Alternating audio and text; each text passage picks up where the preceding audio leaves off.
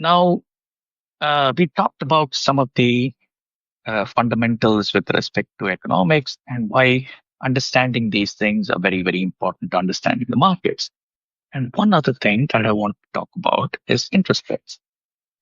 There are interest rate decisions that are being made, uh, and basically the ECB is expected to make a interest rate decision on Thursday, September 11th. That is basically a interest rate decision that's kind of expected. So we're expecting 2.15%, but given where we stand, I think that is probably where we come. Now, monetary policy as such,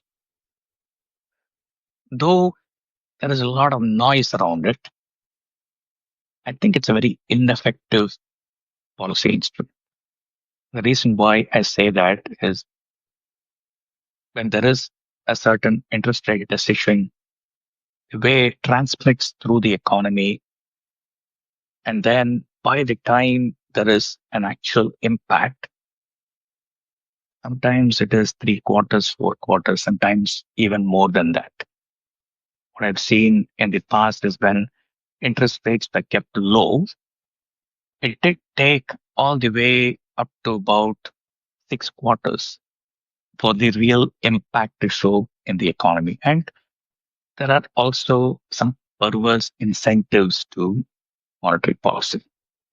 And I think the best way to control inflation, so the stated objective of monetary policy from the Bank of England's perspective is controlling inflation. Every central bank has that responsibility, but it is an ineffective uh, tool on its own. It only works when there is a suitable fiscal policy in place. And the fiscal policy plays maybe 80% of the role, and the monetary policy just transmits it, right?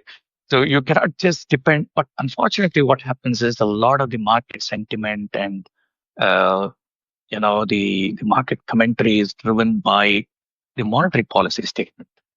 And then we say, okay, fine, there's a monetary policy decision that's coming up. So because of that, the market can be volatile, etc.